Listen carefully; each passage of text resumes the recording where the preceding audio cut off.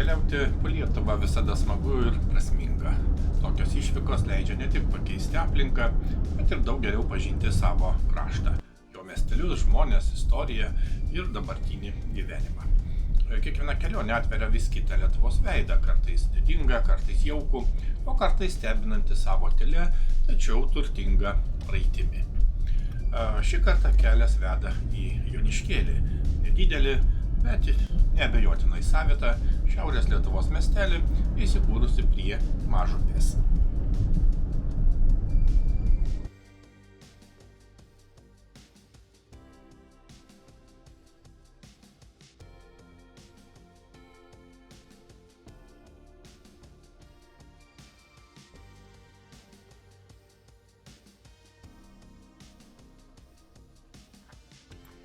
Šiandien gražus balandžio šeštadienis, iš esmės beveik mėnesio vidurys ir mes lankomės Joniškėlyje, tai yra nedidelis miestelis Pasvalio rajono savivaldybėje ir nutolęs nuo Pasvalio maždaug 15 km, tai yra nuo rajono centro.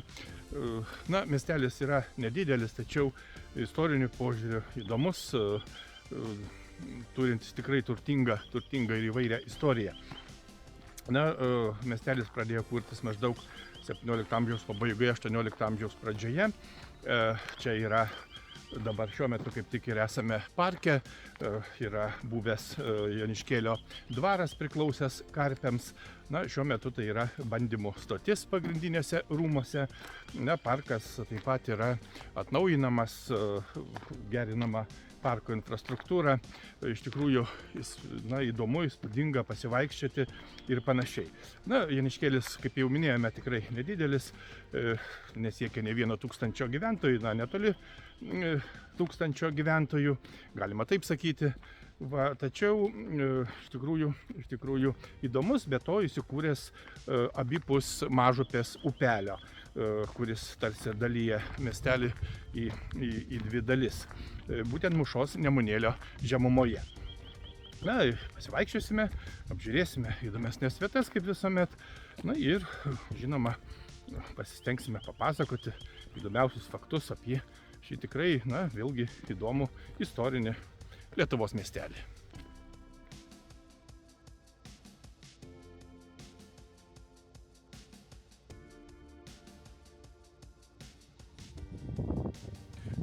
Pirmiausia, užsukame į nedidelį parką, tai Joniškėlio skulptūrų parkas, dar kartais vadinamas Žemaičių parku. Tai viena iš savičiausių miestelio viešųjų erdvių. Parkas įkurtas 2009 metais, vietoje apleistų daržų, šiandien jis tapęs gana jaukia ir tvarkinga poilsio vieta, kurioje ir menas, ir vietos istorija, ir žinoma bendruomenės atmintis. Šį nedidelį parką puošia tautodailininko Vytauto Bakūno sukurti darbai, o jo centre stovi stogastulpis ir garsusis Joniškėlio akmuo, apipintas išties legendomis. Tai vieta, kuri ne tik puošia miestelį be jokių abejonių, bet ir kviečia savotiškai sustoti, apsidairyti, ir iškart pajusti savitą Joniškėlio dvasią. Žinoma, šiuo metu dar nėra žalumos ir gėlių, tačiau vėlyvą pavasarį ar vasarą čia išties yra puikiai prižiūrėta vieta ir tikrai tinkama laisvalaikio erdvė.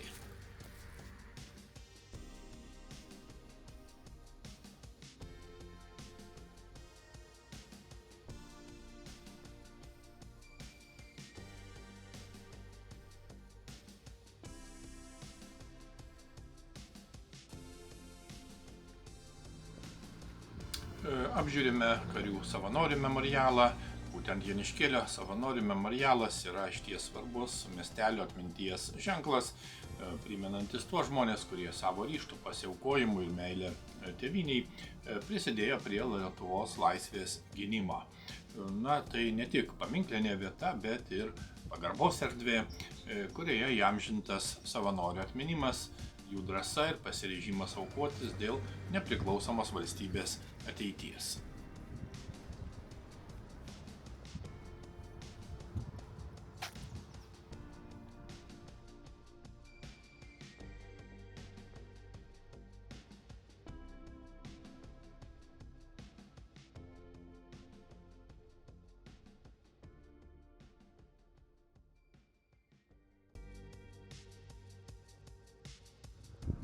Joniškėlio Gabrielės Petkevičaitės bitės gimnazija, žinoma, taip pat svarbi miestelio švietimo ir kultūrinio gyvenimo dalis. Ji liudija senas Joniškėlio švietimo tradicijas, siekiančias dar dvaro laikus, kai šio krašto ateičiai buvo skiriamas ypatingas dėmesys.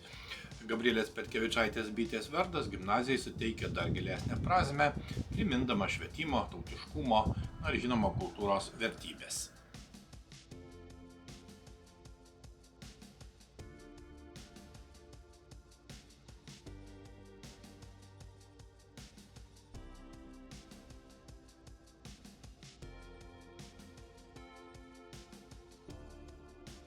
Joniškėlio ištakos siekia 17 amžiaus vidurį, kai šiame krašte jau buvo žinomas Joniškėlio dvaras, priklausęs Karpių giminiai ir šalia jo kūrėsi kaimas. Miestelis pradėjo formuoti 17 amžiaus pabaigoje, 18 amžiaus pradžioje, pamažu tapdamas svarbesniu šio krašto traukos centru. Jo augimą skatino patogi vieta, būtent derlingose Šiaurės Lietuvos žemėse ir dvaro įtaka vietos gyvenimui. Svarbus postūmis Joniškėlio raidai buvo 1736 metai, kai karalius Augustas III suteikė teisę rengti turgus ir 3 metinius prekymečius. Tai stiprino miestelio ūkinį gyvenimą, skatino prekybą, telkė žmonės.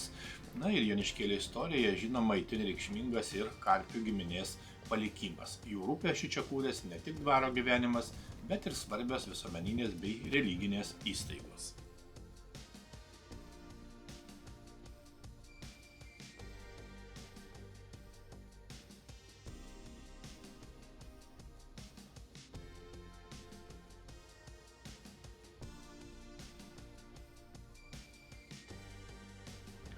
Matome centrinę miestelio aikštę ir vienas ryškiausių aikštės akcentų būtent paminklas Gabrielei Petkevičaitei bitei. Jis įamžina šią iškilią lietuvių rašytoją, visuomenės veikėją ir švietėją, kurios vardas glaudžiai susijęs su Joniškėlio kraštu. Paminklas ne tik puošia aikštę, bet ir primena kultūros, švietimo bei tautinio sąmoningumo svarbą miestelio istorijoje ir žinoma dabartyje. Taigi senoji Joniškėlio istorija pasakoja apie vietovę, kurioje persipina dvaro kultūra, žemdirbiško krašto tradicijos ir žinoma bendruomenės gyvenimas. Iki šių dienų miestelyje išlikę praeities ženklai primena laikus, kai čia formavosi ne tik vietos urbanistinis veidas, bet ir žinoma savita kultūrinė tapatybė. Ir žinoma pereisime tokiu siauru pėsčiųjų tiltų per Mažupę ir taip pateksime į kitą miestelio dalį.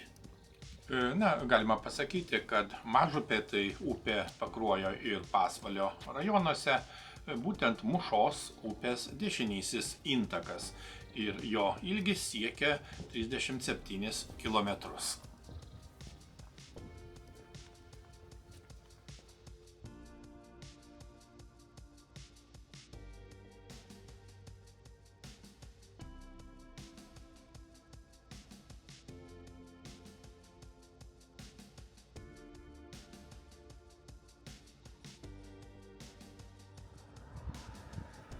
Joniškėlis 1915–19 metais buvo apskrities, o vėliau iki 1950 metų valsčiaus centras. 1919 metais Joniškėlyje vyko atkaklios kovos su Raudonąja rusų armija, kovojo Joniškėlio partizanai, iš jų buvo įkurtas Joniškėlio partizanų mirties batalionas. Iki Antrojo pasaulinio karo veikė 1924 metais įkurta pieninė, vandens malūnas, o dvaro pastatuose veikė Lietuvos žemdirbystės mokslinių tyrimų instituto bandymų stotis.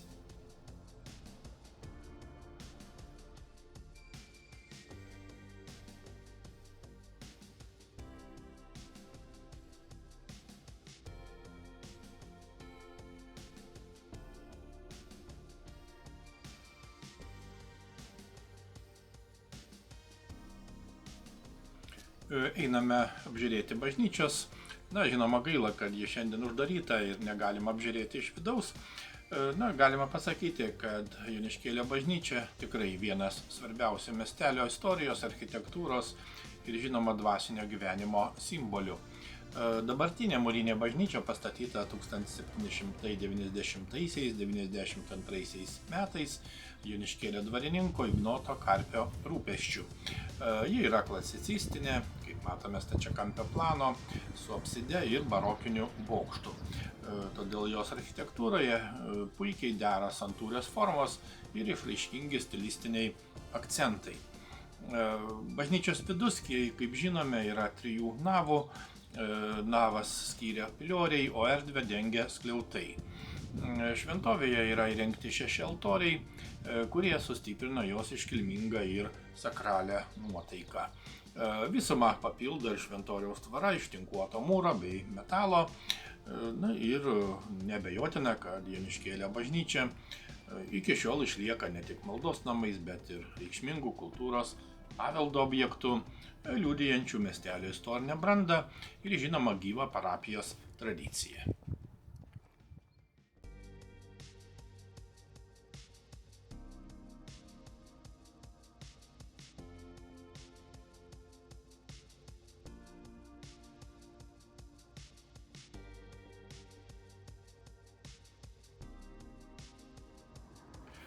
Užsuksime ir į ligoninę. Būtent Joniškėlio ligoninė užima išties ypatingą vietą ne tik miestelio, bet ir visos Lietuvos medicinos istorijoje. 1810 metais čia buvo įkurta pirmoji Lietuvoje universitetinė kaimo ligoninė. Toks įvykis anuomet buvo išties išskirtinės reikšmės, nes rodė pažangų požiūrį į sveikatos apsaugą ir rūpestį žmonėmis ne vien didmiesčiuose, bet ir provincijoje. Ligoninė dirbo žymus gydytojas Vilniaus universiteto profesorius Adolfas Abichtas, kurio vardas iki šiol siejamas su mokslo, medicinos pažangos ir atsidavimo žmogui idealais. Šios ligoninės atsiradimas liudijo, kad Joniškėlis jau prieš daugiau kaip 200 metų buvo vieta, kurioje svarbios ne tik ūkinės ar dvarų tradicijos, bet ir švietimo, mokslo bei visuomeninės gerovės idėjos. Čia medicinos pagalba buvo glaudžiai susieta su universiteto dvasia, žiniomis ir praktika, todėl ligoninė tapo reikšmingų krašto modernėjimo ženklu. Būtent prie Joniškėlio ligoninės esantis paminklinis akmuo Karpiams primena šios giminės ypatingą vaidmenį miestelio istorijoje.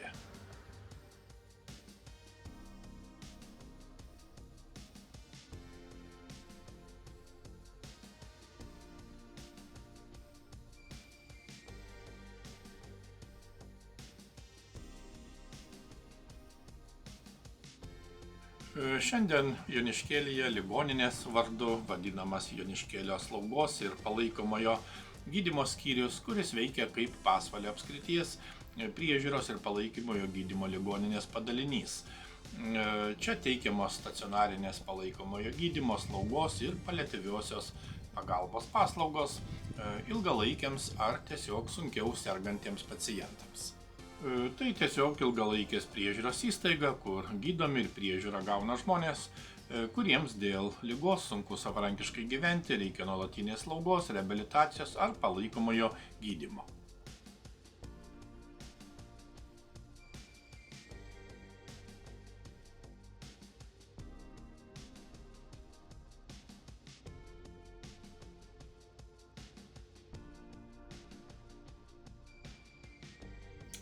Matome puikų parką, būtent Joniškėlio sodo parkas yra miestelio parkas, kuris po atnaujinimo tapo vienu iš vietos gyventojų ir turistų pagrindinių rekreacinių centrų. Parkas buvo projektuotas ir įrengtas kaip viešoji erdvė.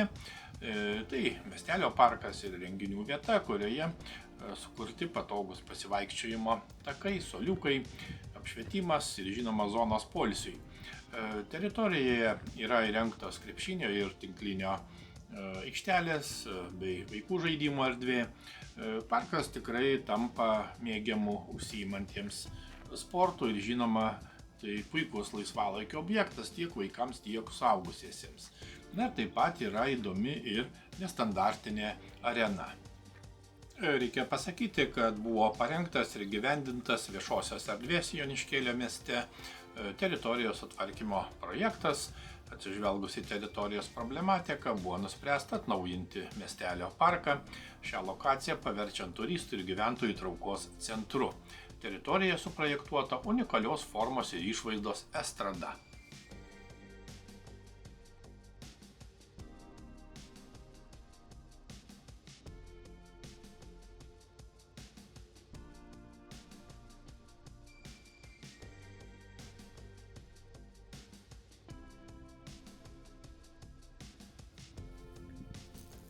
Kitoje sodo parko pusėje matome kultūros namus. Oficialiai tai Pasvalio kultūros centro Joniškėlio skyrius. Na ir Joniškėlio kultūros namai tai žinoma vietos kultūros gyvumo centras, kuriame vyksta įvairūs koncertai, spektakliai, mugės, šventės. Taip pat čia veikia ir Joniškėlio miestelio biblioteka ir įvairios kūrybinės grupės. Galima pasakyti, kad pats kultūros namų židinys Joniškėlyje minimas jau nuo 1953 metų, o dabartinis pastatas, kaip prisimenama vietos šaltiniuose, buvo statytas 1961 metais.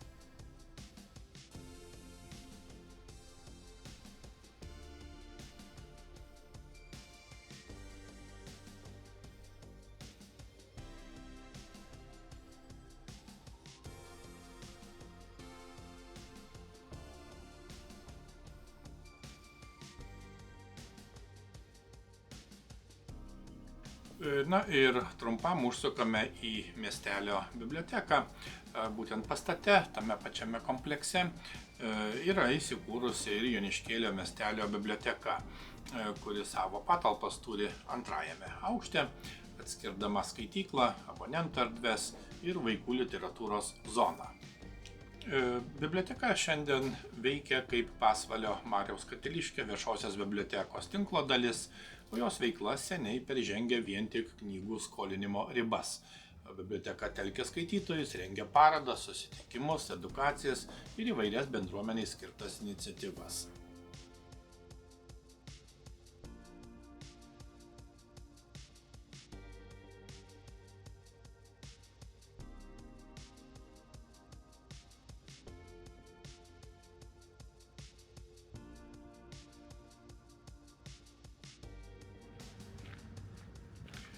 Po antrojo pasaulinio karo Joniškėlio gyvenimą, kaip ir visos Lietuvos, iš esmės pakeitė sovietinė okupacija.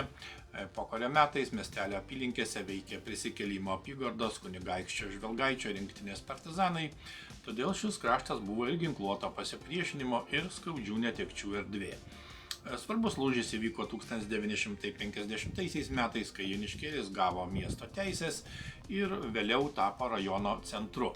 Tai sustiprino jo administracinę reikšmę, nes sovietmečio miestelyje plėtėsi viešosios įstaigos, buvo telkiamas valdymas, formuojama nauja institucijų sistema.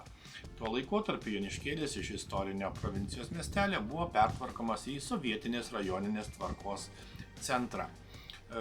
O be to sovietmečiu Joniškėlis liko svarbus ir kaip susisiekimo mazgas.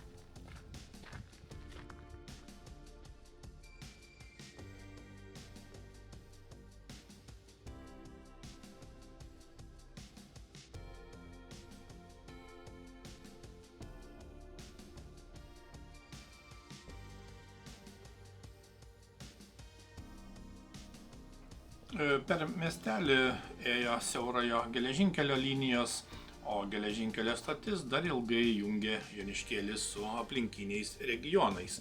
Tai buvo reikšminga tiek žmonių judėjimui, tiek krovinių vežimui, ypač sovietinės ekonomikos sąlygomis. Ir tik vėlyvuoju laikotarpiu siaurasis geležinkelis ėmė nykti, o galutinai jo eismas nutrūko jau po nepriklausomybės atkūrimo Lietuvoje.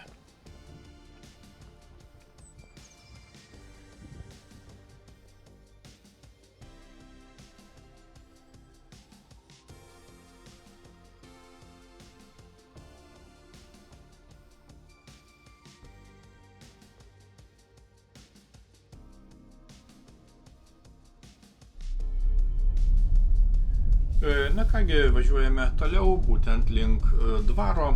Pravažiuosime ir atnaujintų tiltų per Mažupę. Reikia pasakyti, kad Joniškėlyje per Mažupę einantis automobilių tiltas tai svarbus infrastruktūros tiltas, kuris jungia miestelį su keliu vedančiu link Šiaulių ir Pumpėnų.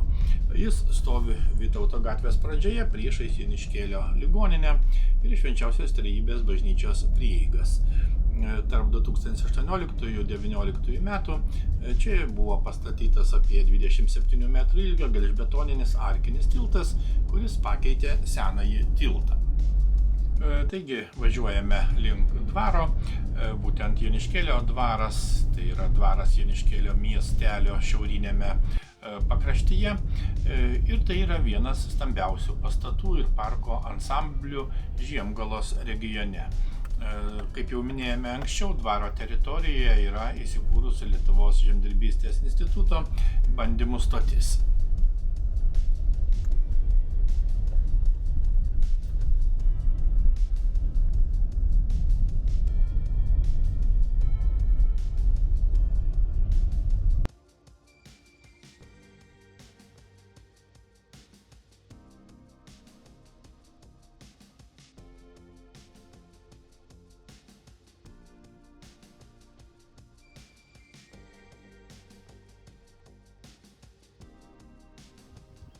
Dvaro kompleksą sudaro 20 pastatų, kurie išsidėstę 34 hektarų teritorijoje. Iš jų 27 hektarus užima dvaro parkas. Kompozicinį parko ir visos sodybos centrą sudaro 18 amžiaus rūmai ir prieš juos esanti netaisyklingo kvadrato formos 1 hektaro ploto erdvė, aplink kurią išsidėstę kiti pastatai.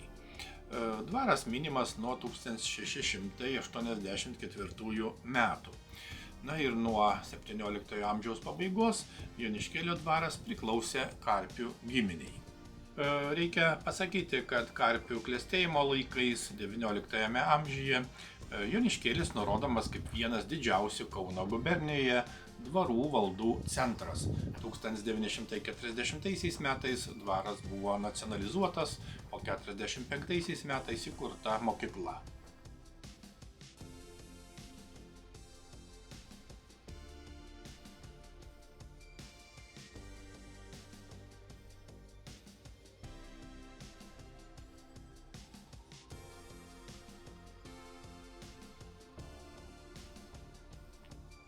Joniškėlio dvaro parkas žinoma viena įspūdingiausių miestelio istorinių erdvių, neatskiriamai susijusi su dvaro ansambliu ir Karpių giminės palikimu. Parkas pradėtas formuoti 18 amžiaus antrojoje pusėje, o 19 amžiaus pradžioje buvo pertvarkytas ir išplėstas. Jis išsidėstęs abipus Mažupės upės. Per parką driekėsi liepalėjos, priešais rūmus atsiveria didelė aikštė, o visa erdvė iki šiol išlaiko senajam dvarui būdingą didingumą. Šiuo metu vyksta parko rekonstrukcijos darbai, na ir kaip matėme, parke baigtas statyti medinis pėsčiųjų tiltas per Mažupės upę. Tiltas sujungia dvi istorinio dvaro parko dalis – prancūziškąją ir angliškąją. Na ir nuo šiol galima lengvai pasiekti bet kurį parko kampelį ir pažinti visas parko erdves.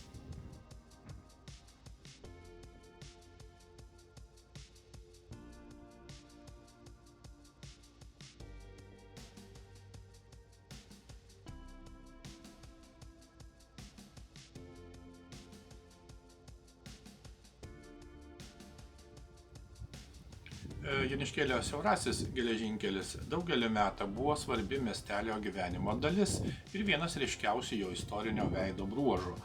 Pirmoji siaurojo geležinkelio stotis Joniškėlyje buvo pastatyta 1915 metais, o per miestelį ėjo kelios svarbios linijos, būtent gubernijos Biržų, Panevėžio Joniškėlio ir Joniškėlio Žeimelio. Dėl to Joniškėlis buvo tapęs svarbiu siauruko mazgu, jungusiu miestelį su platesniu Šiaurės Lietuvos regionu ir ilgus metus tarnavusiu tiek keleiviams, tiek krovinių gabenimui. Šiandien apie siaurąjį geležinkelį Joniškėlyje primena stovintis senas garvežys ir atnaujintas siauruko tiltas per Mažupę. Tai tiesiog iškalbingi ženklai menantis laikus, kai siaurukas buvo neatskiriama miestelio gyvenimo dalis.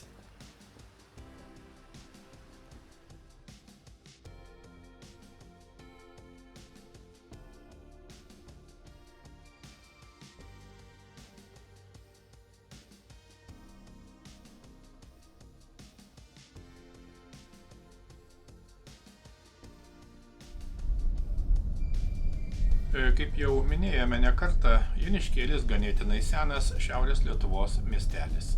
Apie tai liudija Joniškėlio miestelio 400 metų jubiliejui skirta skulptūra. Tai trimituojančio angelo skulptūra Mažupės krantinėje priešais Švenčiausios Trejybės bažnyčią. Ji iškilo 2006 metais, kai Joniškėlis šventė savo 400 metų jubiliejų. Ir tai tampa vienu iš simboliškiausių miestelio religinių ir istorinių atminties ženklų. Na ir šio paminklo autorius, kraštietis, joniškėlietis, tautodailininkas Vytautas Bakūnas.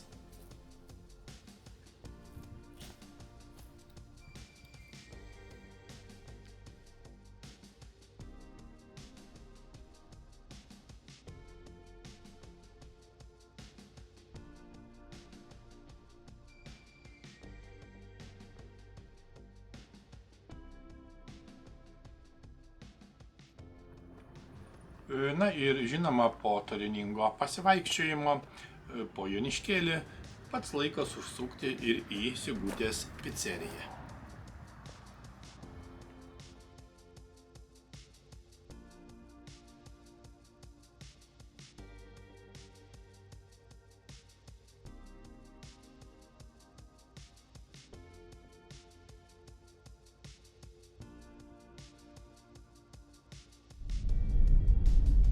Taigi tie, kurie Joniškėlį atvažiuoja vien tik koldūnų, būtent tuo taip pat garsus Joniškėlis, praleidžia puikią progą pažinti šį miestelį gerokai giliau ir išsamiau. Joniškėlis įdomus ne tik savo skoniais, bet ir turtinga istorija, dvaro paveldu, siaurojo geležinkelio ženklais, jaukiamis viešosiomis erdvėmis ir savita Šiaurės Lietuvos miestelio dvasia. Todėl kelionę paskanauti garsiojo vietos patiekalo tikrai pravartu derinti su išsamesnė išvyka, pasivaikščiojimu po miestelį, jo parkus, aikštes ir istorinės vietas. Tuomet Joniškėlis atsiskleidžia ne tik kaip skani stotelė, bet ir kaip vieta, kurią verta pažinti kur kas plačiau.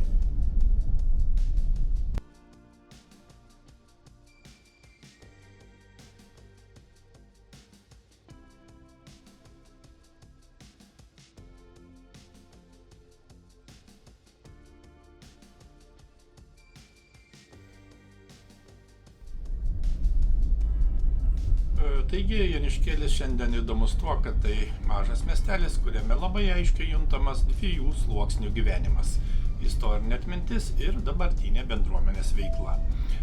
Miestelis įdomus ne triukšmingų turizmų, o jaukių lėtesnių pažinimų. Trumpai tariant, miestelis šiandien įdomus ne vien kaip buvęs istorinis dvarų ir ūkininkų kraštas, bet kaip gyvas mažas miestelis, kuriame istorija nėra tik praeitis. Ji tebėra matoma kasdienėje aplinkoje, įstaigose, bendruomenės gyvenime. Iki kitų puikių pažintinių kelionių.